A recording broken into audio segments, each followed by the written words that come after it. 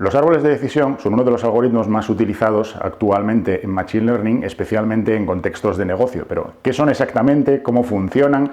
Bueno, en este vídeo te voy a contar todo esto, qué son, cómo se construyen, ventajas y desventajas que pueden tener con comparación o en comparación a otros algoritmos de Machine Learning, e incluso vamos a hacer una pequeña demo en R para que, bueno, pues acabes de interiorizar todo lo que te voy a contar. Bueno, pues los árboles de decisión fueron uno de los primeros modelos que empezaron a desarrollarse en Machine Learning y que todavía hoy se utilizan muchísimo porque sobre todo tienen una característica muy buena, que es que tienen una alta capacidad de explicar los resultados desde un punto de vista de negocio, ya que al final, digamos, el formato que nos devuelve el árbol es un formato que lo podemos trasladar a reglas de negocio, reglas del estilo si pasa tal, entonces tal, y eso es algo que al final, pues, es muy fácil de comunicar, no necesitas que la persona a la que le estés contando los resultados pues tenga mucho conocimiento de Data Science ni de Machine Learning, sino que pues conociendo el negocio va a verse muy reflejado en los resultados que generan este árbol.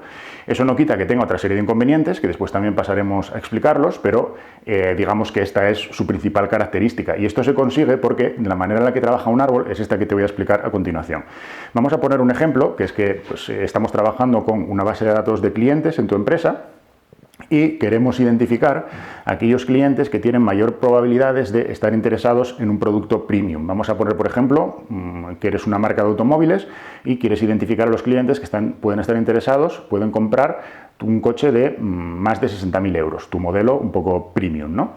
Entonces, ¿qué es lo que hace el árbol de decisión? Pues el árbol de decisión lo que haría es partir de tu histórico de clientes. Se supone que tienes una base de datos con un histórico, donde tienes por un lado todos los atributos, todas las variables que tú conoces sobre cada uno de los clientes. Normalmente eso estará en sistemas informacionales o en transaccionales como los CRMs. Y por otro lado, tienes también en ese histórico todos los clientes que han comprado ese modelo de coche y los clientes que no han comprado ese modelo de coche. Entonces vamos a poner que partimos de una base inicial de 1000 clientes, por ejemplo, de los cuales, por poner números redondos, un 10%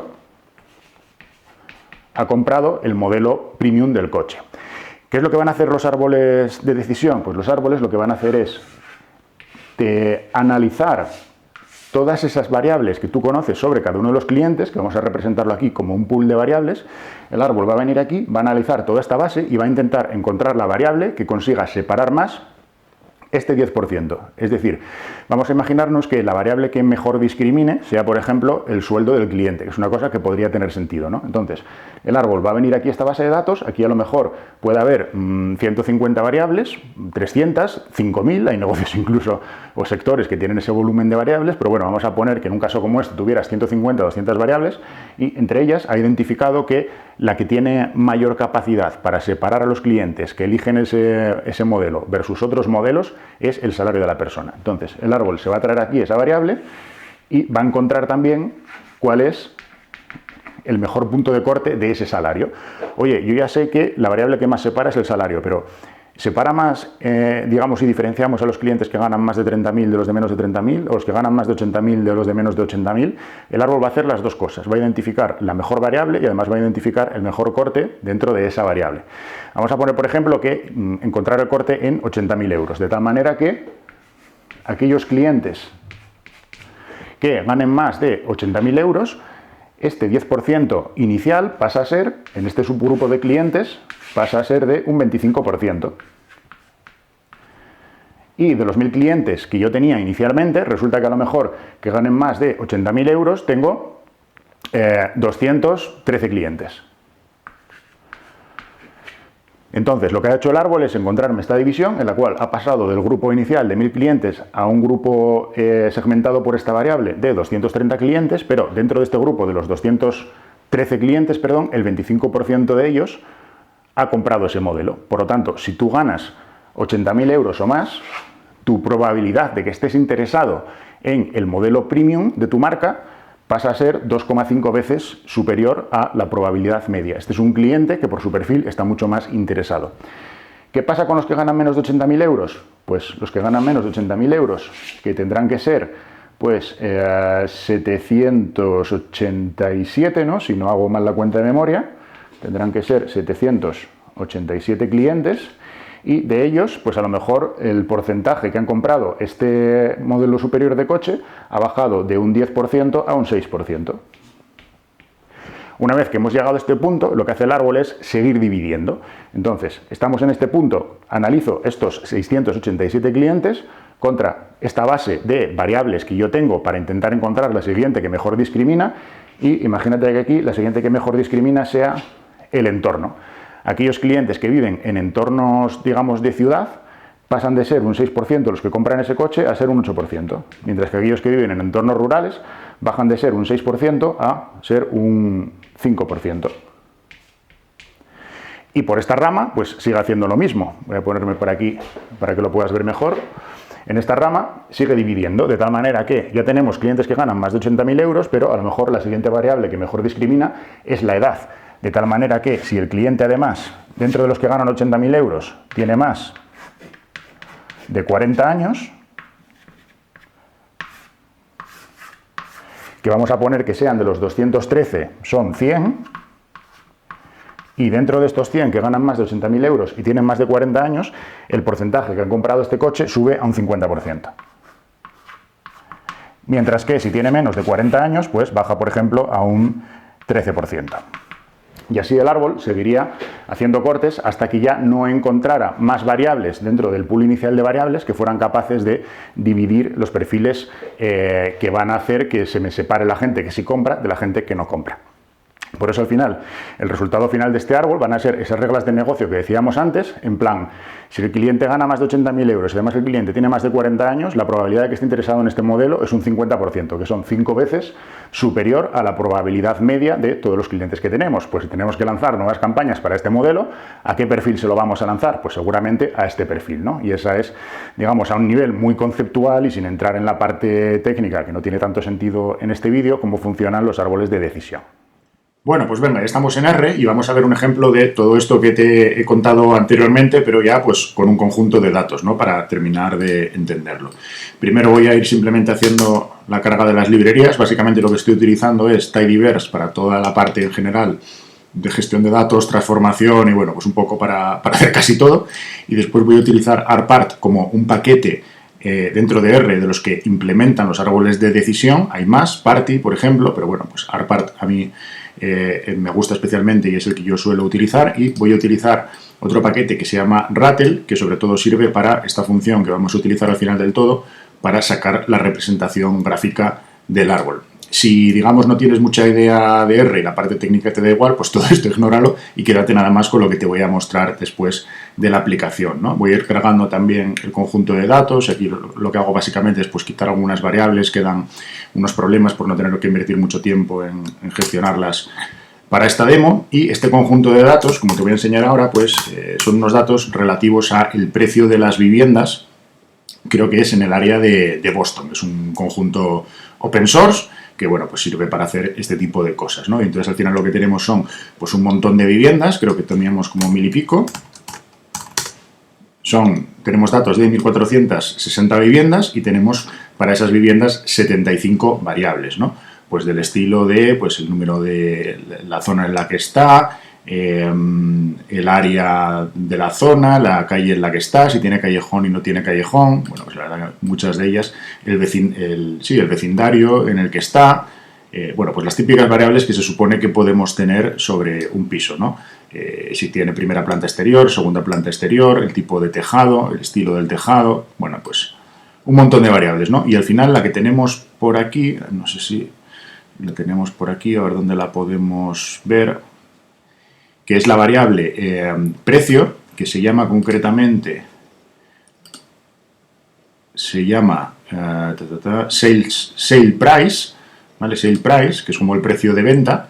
No sé si la tenemos por aquí, a lo mejor cae un poco por el medio. Bueno, el caso es que esa es la variable que queremos predecir, ¿vale? Queremos predecir el precio de venta, ¿en base a qué? En base a las 70 y pico variables restantes que tenemos con todos los atributos que tiene una vivienda. Bueno, tampoco vamos a meternos a ver el detalle del dataset porque ahora mismo no aplica mucho, simplemente la cosa es entender eso, ¿no? Entender que estamos trabajando con un fichero de viviendas, queremos utilizar árboles de decisión para entender qué variables son las que están influyendo en que las viviendas pues, puedan tener mayor o menor precio. Lo que hago aquí es simplemente preparar la fórmula para pasarle al modelo, para decirle pues más o menos lo que te acabo de explicar de palabra. Esto es como yo le digo a R que quiero que haga este modelo, ¿vale? Yo le digo que quiero que me prediga el precio de venta ¿En función de qué? ¿Qué es lo que significa ese simbolito? Pues en función de la combinación de todas estas variables. Por supuesto, esta modelización que estoy haciendo ahora no es así como se modeliza. Yo lo estoy haciendo muy a lo bruto simplemente porque te quiero enseñar lo que es un árbol de decisión, ¿vale? Pero no te fijas ahora en el proceso de modelización porque esta es una modelización muy a lo bruto que no se hace así en la realidad. Si quieres, digamos, hacer y practicar con un proceso de modelización mejor hecho y más parecido a lo que es un proyecto real, apúntate a lo que te decía al principio, apúntate a www.desafioml.com y ahí, bueno, pues sí que vamos a hacer creo que es un tiempo total como de 3 horas y media, de casi 4 horas, divididas en 3 vídeos, y ahí sí te voy a enseñar algo más parecido a lo que es una modelización real, todavía muy simplificada, pero bueno, más parecido, ¿no? En este caso estamos haciendo las cosas a lo bruto, y ya te digo, no se hace así, pero lo que quiero que veas básicamente es esto. Lo que le estoy diciendo a R ahora es que me entrene un árbol de decisión. Vale, pues ya ha salido el resultado, nos ha salido aquí en la zona de los gráficos. Lo que voy a hacer es, pues, ponerlo en grande, voy a darle aquí a aplicar zoom para, bueno, pues intentar entender un poco qué es lo que nos está dando como resultado este árbol de decisión que hemos hecho, ¿no? Entonces, bueno, si te fijas aquí, es algo parecido a lo que yo te he dibujado en la pizarra. Luego tenemos diferentes parámetros para decirle a R que nos muestre la salida de diferente manera, pero esto es algo similar a lo que yo te había comentado, ¿no? Esto básicamente lo que nos está diciendo es, empezamos aquí arriba con el conjunto total de las viviendas que son las que nosotros estamos evaluando, que son 1460 como habíamos visto antes. Esas 1460 representan el 100% porque estamos trabajando con todos los datos de todo nuestro histórico, y el precio medio de las 1460 viviendas es de 180.921 dólares. Entendemos que esto será dólares. A partir de aquí, ¿qué es lo que ha hecho el árbol? Ha estado validando contra todas esas variables que yo le pasé antes, las 70 y pico variables restantes. Ha estado validando cuál es la variable que mejor consigue romper el precio, que mejor discrimina entre que unas viviendas valgan más y otras viviendas valgan menos. Y ha encontrado que, en nuestro caso, la variable que mejor discrimina es esta overall qual, que podríamos entender que es algo así un poco como la calidad general de la vivienda, ¿no? Pues no sabemos muy bien de dónde sale este dato, pero tenemos una variable que nos indica la calidad general, y lo que nos está diciendo el árbol es que si esa calidad general es menor que 7,5, por lo cual nos iríamos por esta rama de la izquierda, desde nosotros que lo estamos leyendo. Si la calidad general es menor que 7,5, el precio medio de esas viviendas pasa de ser 180.000 dólares a ser 157.000 dólares. Y realmente la gran mayoría de las viviendas que tenemos pues tienen una calidad menor de 7,5, porque estamos viendo que por esta rama se nos están yendo 1.231 viviendas, que son el 84% de las 1.460 iniciales. Mientras que, por otro lado, hay una serie de viviendas que son específicamente pues, en torno al 16%, que sí que tienen una calidad superior a 7,5, y entonces, ¿qué es lo que pasa? Que el precio, pues fíjate, sube automáticamente de 180.000 a 305.000 dólares. Luego, a partir de aquí, pues sigue haciendo el mismo sistema. Vamos a ir, por ejemplo, por la rama de las de menos calidad, que son la mayoría de las viviendas. Oye, ¿cuál sería la variable que mejor discrimina en estas viviendas que sabemos que no son como viviendas, vamos a decir, de calidades de lujo, sino viviendas más estilo normalillas? Es lo que parece que tenemos aquí, ¿no? Pues fíjate, la variable que mejor discrimina es cuál es el barrio, cuál es el vecindario en el cual esté esa vivienda. Si esa vivienda está en uno de estos barrios, Blue Estate, Brewdale, no sé si será Brookside, Edwards, bueno, lo que sea, ¿no? Estos barrios que yo la verdad que no los conozco, pero si la casa está en alguno de estos barrios, el precio medio baja de 157.000 dólares a 132.000 dólares. Con lo cual, pues, aunque yo no tuviera ni idea, porque a lo mejor yo soy un inversor español y quiero empezar a invertir en ciudades de Estados Unidos y he conseguido estos datos, directamente aplicando unos árboles, ya ves que me está dando como una primera visión del mercado muy interesante, porque yo realmente no conozco estos barrios, pero ya sé que estos barrios, mal, ¿no? Si está en alguno de estos barrios, el precio de la vivienda, pues, cae bastante. Mientras que si una vivienda, digamos, de calidad normalita, que no es de calidad excelente, pero que está en un barrio que no sea alguno de estos, su precio medio pasa de ser 157.000 dólares a ser 193.000 dólares. Y así el árbol, pues, seguiría dividiendo y seguiría encontrándonos estas pautas y estos patrones. En este caso, yo le he puesto aquí una regla de parada. Si te fijas, le he dicho que la máxima profundidad del árbol sea de 3 niveles. ¿Por qué? Porque yo podría hacer un árbol de 10 niveles, pero entonces sería como mucho más difícil de explicar, ¿no? Y no tendría mucho sentido. Si te fijas, aquí tenemos un primer corte, un segundo corte y un tercer corte, y el árbol para. Un primer corte, segundo corte, tercer corte, y el árbol para. Primero, segundo y tercero, y el árbol para. Y así, ¿no? Entonces, bueno, pues esto es un ejemplo. práctico ya, para que puedas ver cómo hacemos con una herramienta analítica como es R, pues básicamente lo mismo que te había introducido de manera más conceptual en la pizarra, ¿no? Vale, pues ahora que ya has entendido cómo funcionan y que además los has visto en la práctica, en la demo que hemos hecho con R, vamos a ver cuáles son las ventajas y las desventajas que tiene este tipo de algoritmos frente a otros de los algoritmos que podemos tener a nuestra disposición a la hora de realizar proyectos de Data Science o modelos de Machine Learning, ¿no? Entonces vamos a empezar por la parte de analizar los pros, cuáles son las ventajas de los árboles de decisión. Voy a ponerme así para ver que salga en plano y al mismo tiempo que tú puedas leer aquí. Yo creo que aquí estoy bien. Vale, ¿cuáles son los pros? Pues la gran ventaja que tienen estos algoritmos, como ya habíamos dicho, es su sentido de negocio. Has visto en los dos ejemplos que hemos puesto, tanto en el inicial de los coches como en el ejemplo que acabas de ver en la demo con el tema del precio de las casas, has visto que al final es muy fácil obtener patrones de negocio utilizando árboles de decisión, por lo que incluso muchas veces no únicamente los utilizamos de cara a utilizarlos como modelo predictivo para predecir nuevas cosas, sino que los utilizamos incluso también para entender, ¿no? Si yo no tengo ni idea sobre un mercado nuevo en el que acabo de entrar para analizar la compra de casas, por ejemplo, o la valoración de casas, y yo de repente me cojo todos esos datos y hago el árbol de decisión, has visto que muy rápidamente me va a empezar a aflorar diferentes insights de cuáles son los factores que están provocando que la valoración de las casas pues sea más alta o más baja, ¿no? Entonces digamos que tanto la capacidad de extraer patrones de negocio como la capacidad de interpretarlo y de comunicar esos resultados son sin duda el punto más fuerte que tienen los árboles de decisión.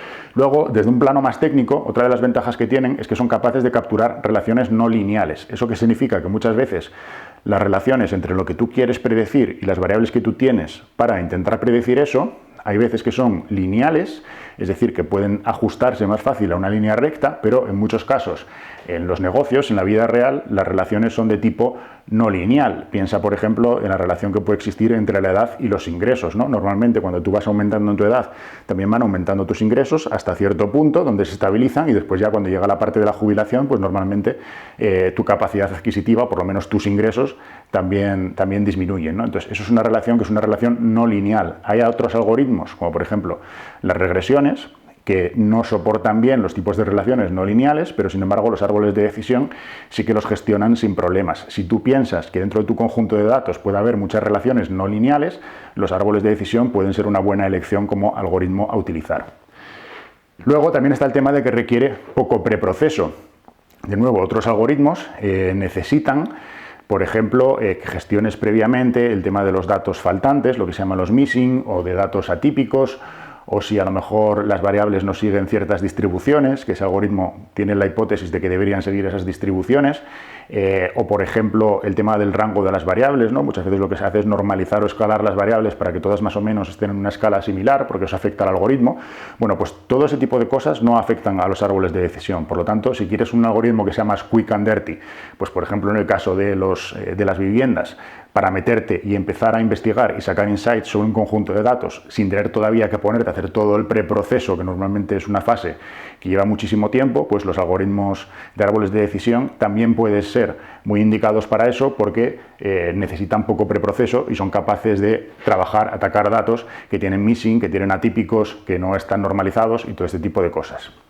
Y luego la última ventaja que está también relacionada con esto es el tema de que es un algoritmo no paramétrico. Entonces, de nuevo, hay otros algoritmos que a lo mejor necesitan que pues, las variables que tú estás utilizando como variables predictoras tengan cierto tipo de distribución, por ejemplo una distribución normal, etcétera, porque son paramétricos, están basados en ciertas hipótesis de que se cumplen ciertos parámetros. No es el caso de los árboles y de nuevo van a funcionar bien con las variables, digamos, que tenemos en los negocios en el día a día, que muchas veces pues, no son lineales, ni siguen curvas perfectas de Gauss, ni todo este tipo de cosas, ¿no? Pero claro, todo esto suena genial, pero entonces ¿por qué no utilizamos siempre los árboles de decisión? Bueno, también porque tienen ciertos inconvenientes o ciertas desventajas, ¿no? Una de ellas es el sobreajuste. El sobreajuste lo que significa, es un término técnico de Machine Learning, pero básicamente lo que significa es que tú construyes un modelo sobre unos datos y eso funciona muy bien, pero cuando tú después quieres llevarte ese modelo para que empiece a trabajar con los nuevos datos que, por ejemplo, vayan llegando a la empresa, pues ese modelo que antes funcionaba muy bien, ahora no funciona bien. ¿Por qué?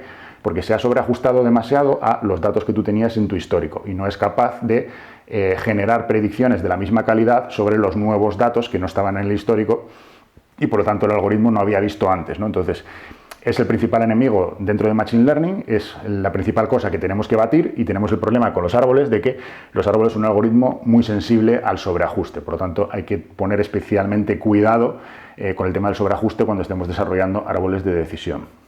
Otro de los problemas es que también son sensibles a pequeñas variaciones en los datos, y eso significa muchas veces que tú te coges los mismos datos, a lo mejor haces una muestra que sea representativa y por lo tanto desde un punto de vista estadístico debería ser una muestra válida, desarrollas un árbol, pero sobre los mismos datos iniciales haces otra muestra que también sea válida desde el punto de vista estadístico y te sale otro árbol distinto, porque pequeñas variaciones en pequeños datos puede hacer que te salga un árbol distinto. Eso genera problemas de reproducibilidad y muchas veces pues también es un inconveniente. Y luego el último de los grandes inconvenientes es que también es sensible al desbalanceo. El desbalanceo lo que significa es que en la mayoría de los casos de las situaciones de negocio siempre vamos a tener que una de las clases, normalmente la que queremos predecir, tiene menor penetración que, digamos, su contraria, ¿no? Por ejemplo, en el caso de los coches, los clientes que compran el segmento de lujo, el modelo de lujo, habíamos dicho que eran de un 10%, eso significa que la clase de los que sí compran tiene una penetración de un 10%, mientras que la clase de los que no compran tiene una penetración de un 90%. Bueno, pues el árbol es muy sensible a eso. El árbol preferiría que tú tuvieras en los datos sobre los cuales vas a modelizar con él, tuvieras un 50% de clientes que sí te compran y un 50% de clientes que no te compran, lo cual, como digo, no es la situación habitual cuando estás trabajando en proyectos de negocio. Por supuesto, podemos hacer cosas para corregir el desbalanceo y, bueno, pues es una cosa ya como un poco más avanzada, ¿no? Pero sobre todo que sepas que el árbol tiene ese problema y que es sensible a esto. Entonces, bueno, yo creo que como introducción al mundo de los árboles de decisión vamos a dejarlo aquí. Espero que te haya aclarado cosas, espero que te haya resultado de utilidad. Este vídeo quiero que sea el primero de una nueva serie en la cual pues voy a ir explicando distintos algoritmos de Machine Learning desde este punto de vista, ¿no? Desde un punto de vista más conceptual y más aplicado, porque yo veo que la gente, aunque muchas veces sabe hacer los algoritmos desde el punto de vista técnico, pero no entiende realmente las diferencias entre unos y otros, pues sobre todo desde el punto de vista práctico, ¿no? Entonces, bueno, pues si este vídeo gusta, seguiré haciendo la misma tipología con otros algoritmos de Machine Learning para, pues poco a poco, que los vayamos conociendo todos, ¿no? Con sus pros y con sus contras y con sus aplicaciones. Así que nada más, decirte únicamente lo mismo que te decía al principio. Si te gusta todo este tema de Machine Learning, de hacer modelos y tal, recuerda que en www.desafioml.com, ML viene de Machine Learning, desafioml.com, pues ahí puedes apuntarte, es totalmente gratuito y durante el periodo de una semana pues estarás haciendo tu primer modelo de Machine Learning apoyado por todos los vídeos, todos los códigos y todas las explicaciones que yo te voy a ir dando.